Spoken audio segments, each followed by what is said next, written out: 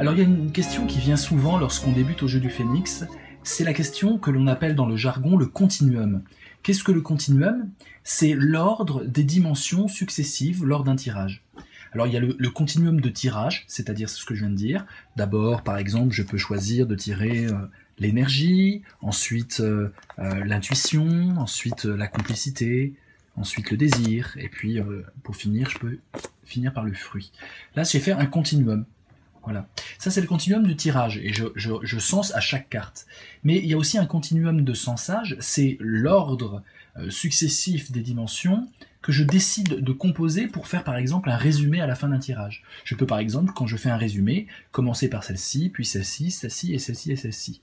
Eh bien le continuum se dira F, I, C, E, D. Vous voyez que rien qu'avec les 5 flammes qui sont posées, il y a une infinité, pas une infinité, mais il y a beaucoup de continuums possibles, beaucoup de combinaisons d'ordres possibles. Voilà. Alors, même pour les profils, ça marche, il y a un continuum. Alors, pour les profils, lorsqu'on a 9 flammes qui sont sur les 9 dimensions, il y a des continuums de 3 types qui sont connus. On peut bien sûr faire des continuums décousus, par exemple celle-ci, ensuite celle-ci, ensuite celle-ci, celle-ci, celle-ci. Bon, à chaque fois, je fais des sauts. Mais il y a 3 types où je fais toujours un continuum en liant les dimensions horizontalement ou verticalement. Le premier type, c'est ce qu'on appelle le type en N. Donc, je fais comme un N. Voilà. Et il y en a 4, bien sûr, il y en a même 8. Je peux partir de celle-là et donc faire mon N. Je peux partir de celle-là et faire mon N. Je peux faire un N en partant de celle-là et faire toujours un truc en N. C'est en S ou en N. Hein, non, c'est S, excusez-moi d'ailleurs. Je pense qu'on dit le continuum en S. C'est beaucoup plus simple. Donc voilà, c'est une sorte de serpentin comme ça, qui part d'un angle à un autre angle. Il y a le continuum en G. Ça donne ce truc-là. Voilà, dans l'ordre. Donc à chaque fois, les dimensions sont liées horizontalement ou verticalement, ce qui permet de vraiment raconter une histoire d'influence à chaque fois. Donc j'ai ce continuum-là. J'ai l'inverse, bien sûr, je peux faire un truc centrifuge. Je peux partir d'un autre angle et faire un G, boum, partir de cet angle-là et faire un G, boum, ou l'inverse, boum. Donc le G, ça part d'un angle et ça va au centre, ou ça part du centre et ça va à un angle. Et puis il y a un autre type de continuum, qui est en R. Alors le R, ça se fait comme ça, boum, boum, boum, boum, boum, boum. Voilà. Donc pareil, on peut partir d'un angle à chaque fois différent et faire le chemin inverse, bim, bim, bim, bim, bim, bim. Voilà. Donc là pareil, c'est comme le G, sauf qu'on fait un petit détour par l'énergie. Et donc celui-là, je l'aime beaucoup parce que l'énergie, c'est quand même une dimension importante, hein, centrale, et elle n'apparaît pas à la fin. On voit bien que dans le continuum en G, l'énergie peut finir, et donc c'est une sorte de crescendo, voilà, où elle commence, et donc on voit comment elle se déploie dans le monde. À l'inverse, lorsqu'on fait le R, l'énergie apparaît comme un climax, le point culminant du sensage, et c'est pas mal d'avoir une petite retombée de 2 cartes, hein, de 2 flammes, pour faire descendre un peu la pression. Voilà. Ça, c'est pour le profil. Pour la lumière, et c'est le sens de cette vidéo, il y a 15 types de lumière possibles. Qu'est-ce qu'une lumière? Ben, c'est comme un profil, mais on ne doit pas remplir une ligne horizontale ou verticale complète. Donc, par exemple, une lumière, voilà, il n'y a aucune ligne horizontale, on appelle des flux tendus. Il n'y a aucun flux tendu réalisé. Hein, toujours un espace, et donc on choisit vraiment les dimensions, et il y a 15 types possibles. Donc moi, ce que je vous propose, c'est de faire une série de questions. Je suis avec Lina, là, qui est en pleine méditation. Faire une série de questions, et puis d'essayer de voir quel serait le continuum adéquat. La première question qu'on doit se poser quand on est face à un thème ou à une question, ce qu'on appelle un sujet, c'est par quelle dimension je dois commencer? Et la règle, elle est très simple, c'est celui qui interprète, qui choisit les dimensions, et on commence par la dimension la plus évidente. Alors en général, il y en a une ou deux, les choix sont restreints, et on va d'évidence en évidence. Voilà. Donc on ne décide pas de partir sur un type de lumière, on décide d'une première dimension, et en fonction de l'histoire qu'on raconte, on continue à agglutiner volontairement les dimensions successives. Prenons une question. Alors, la question, ce sera comment ne plus être victime? Voilà un exemple de question. Elina, je te pose la question. À la question comment ne plus être victime, Par quelle dimension on pourrait commencer notre lumière? D'abord par le désir, peut-être. Le désir, parce que ne plus être victime, une réponse est dans son propre désir, peut-être. Est-ce qu'on désire continuer à être victime ou est-ce qu'on désire autre chose? Si on désire continuer à être victime, c'est même pas la peine de dire le tarot. Oui. C'est foutu d'avance. Ouais. Et quel est notre désir qui fait qu'on voudra plus être victime? Ouais. Alors après, il y a aussi la guerre qui est possible, parce que comment, il y a l'idée de mécanique et donc d'effort, Quel but, de défi. quel effort? C'est le défi. Donc les deux marchent. Souvent d'ailleurs, le choix des deux, on hésite entre les deux. Hein. Là, c'est les croyances profondes, la mythologie, c'est-à-dire qu'est-ce que je dois avoir comme valeur au fond de moi pour faire ceci, hein, sur quoi je dois m'appuyer dans ce que j'ai reçu de mon éducation. C'est plutôt lié au surmoi, freudien. Hein. Les interdits, les obligations, la morale. Alors que la guerre, le goal, hein, le but, c'est vraiment l'énergie qui se déploie vers quel but je dois tendre. Donc effectivement, moi je suis d'accord, on commence par le désir, ensuite on irait où? Là, la question, comment ne plus être victime? Moi j'irais vers la guerre, là, pour le coup. Pourquoi pas? Hein, ce que je veux profondément, ne plus être victime, pourquoi, comment, et quel but je dois m'assigner. Parce que à la question comment ne plus être victime, on a tout un parcours de réponses. Alors, j'irai aussi vers aventure, parce que qu'est-ce que je dois faire pour ne plus être victime? C'est très très précis, quoi. C'est une réponse précise. Donc aventure, c'est quelque chose d'important.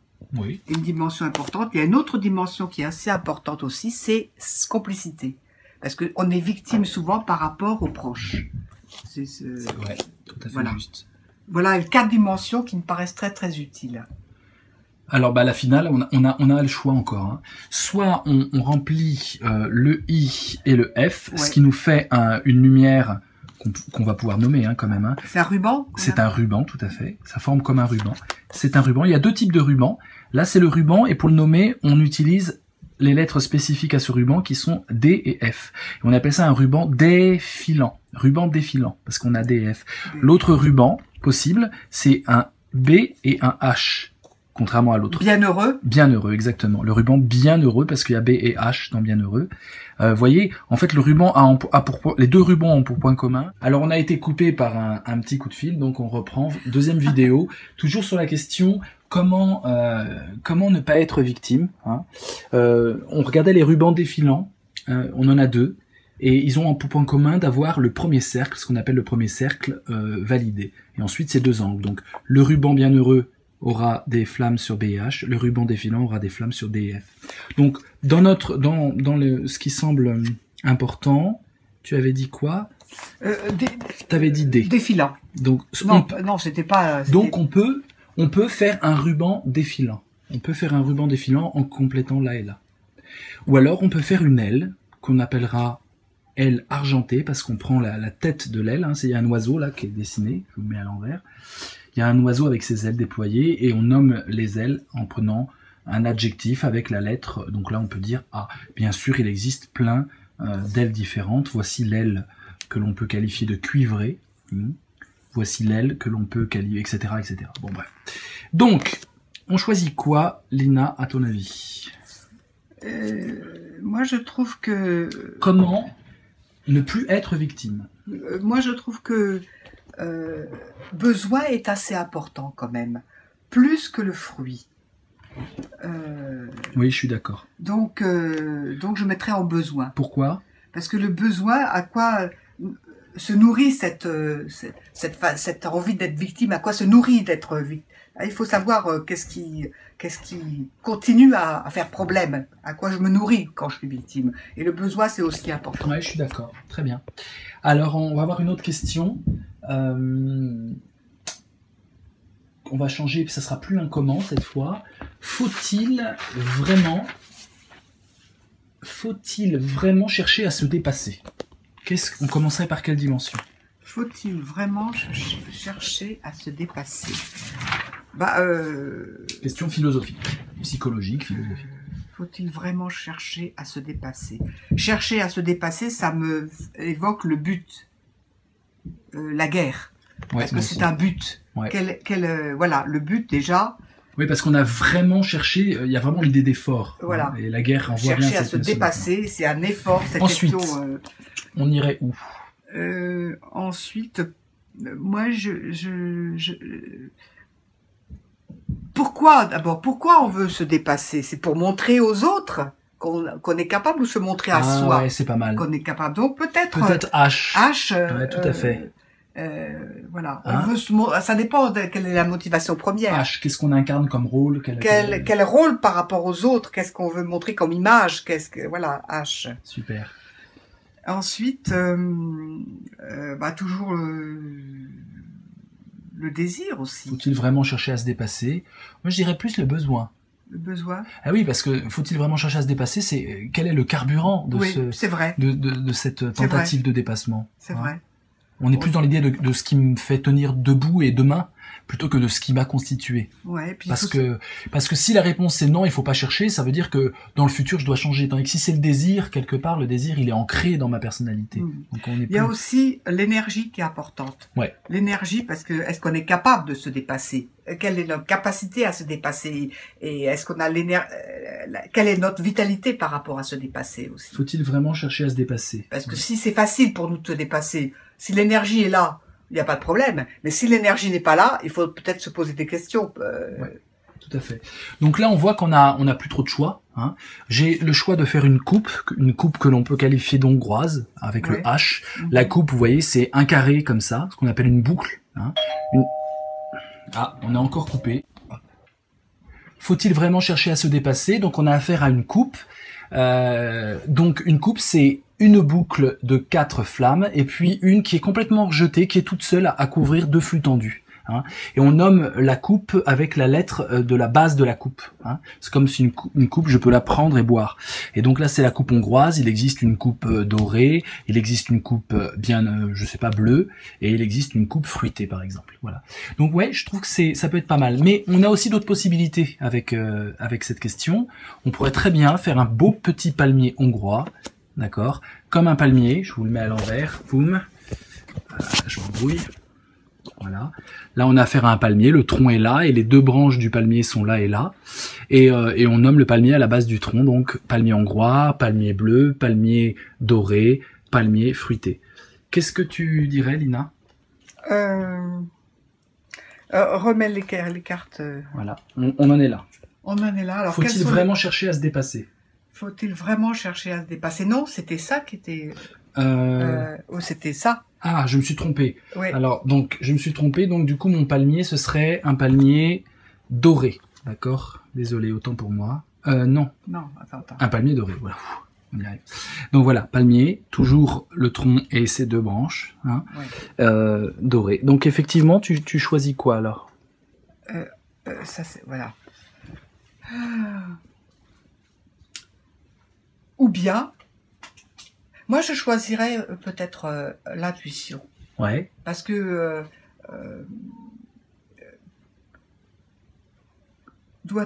doit-on chercher toujours à se dépasser? Il faut savoir quelles sont nos émotions par rapport à ça, nos sentiments, qu'est-ce qu'on pense. La pensée est importante aussi là-dedans. Moi, je trouve que la coupe dorée est beaucoup mieux. Mais c'est une question vraiment... Après, il n'y a pas de mauvaise réponse ou de bonne réponse. Mais la coupe dorée, il y a vraiment le désir. On le voulait tout à l'heure et là, on l'a. Donc, qu'est-ce qui me pousse dans mon éducation et ma pensée personnelle à me dépasser? Et puis, il y a surtout l'aventure. Et se dépasser, c'est quand même une aventure sociale où on s'arrache des déterminismes et on ose sortir des... Voilà, enfin, toutes les cartes sont un peu importantes. Oui, mais bon, c'est intéressant d'avoir d'avoir une vision. Les deux sont valables. Ouais. On en fait une dernière. Je cite comme question, je trouve une question. Je suis dépendant affectif. Je trouve ça pas mal. C'est une façon aussi de poser des questions au jus du phénix. C'est-à-dire une affirmation et puis on essaie de voir ce que ça donne. On n'y pense pas souvent, mais on peut faire des affirmations comme ça. Je suis dépendant affectif, voilà. En fait, qu'est-ce que ça veut dire d'être dépendant affectif? Alors, soit on interprète la question comme ça, qu'est-ce que ça veut dire? Soit c'est, je suis réellement dépendant affectif, et donc c'est un état de ma dépendance. Ça pose un problème, quoi. Voilà, exactement. Donc, qu'est-ce que tu dirais pour une première dimension? Je suis dépendant affectif. Dépendant affectif, c'est C, complicité. Moi, je suis d'accord. Parce que ça pose avec aucun les problème. Proches, comment on perçoit le lien qu'on a avec ses proches. Ouais, exactement. Quoi d'autre? Dépendant affectif, ça dépend aussi du désir. C'est très important. Ouais. Comment on a été habitué à être dépendant affectif, parce qu'on ne devient pas dépendant affectif du jour au lendemain. Ou alors on est dépendant affectif, mais on désire le rester, parce qu'on peut dire que l'enfant est assez dépendant affectivement. Oui, mais on désire le rester, ou le désir est plus fort. Bon, c'est déjà tes deux cartes, ça me paraît assez obligatoire. Maintenant, les autres cartes...